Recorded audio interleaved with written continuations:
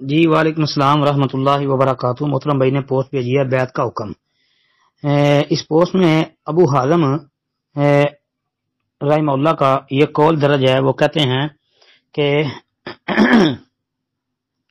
قعدت ابا ہریرہ خمس سنین فسمعته یحدث عن النبی صلی اللہ علیہ وسلم قال، یعنی کہتے ہیں کہ میں ابو ہریرہ کی مجلس میں 5 سال تک بیٹھا ہوں، میں نے انہیں رسول اللہ صلی اللہ علیہ وسلم کی یہ حدیث بیان کرتے سنا کہ آپ علیہ الصلوۃ والسلام نے فرمایا بنی اسرائیل کے انبیاء ان کی سیاسی رہنمائی بھی کیا کرتے تھے، جب بھی ان کا کوئی نبی ہلاک ہو جاتا تو دوسرے ان کی جگہ جو ہے وہ آ جاتے، یعنی موجود ہوتے، لیکن یاد رکھو میرے بعد کوئی نبی نہیں آئے گا، ہاں اگر میرے نائب ہوں گے، کہتے ہیں میرے نائب ہوں گے اور بہت ہوں گے۔ صحابہ نے عرض کیا کہ ان کے متعلق آپ ہمیں کیا حکم ہے، آپ کا ہمیں کیا حکم ہے؟ تو آپ علیہ الصلوۃ والسلام نے فرمایا کہ سب سے پہلے جس سے بیعت کر لو بس اسی کی وفاداری پر قائم رہو، اور ان کا جو حق ہے اس کی ادائیگی میں کوتاہی نہ کرو، کیونکہ اللہ تعالیٰ ان سے قیامت کے دن ان کی رعایا کے بارے میں سوال کرے گا۔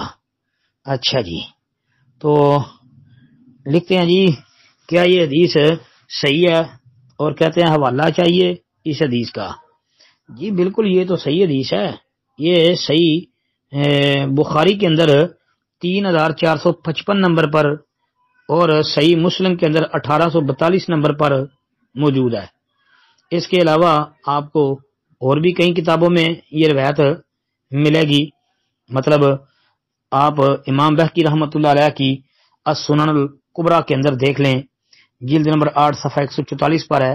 اسی طرح امام بغوی رحمۃ اللہ علیہ کی شرح السنہ کے اندر 2464 نمبر پر موجود ہے۔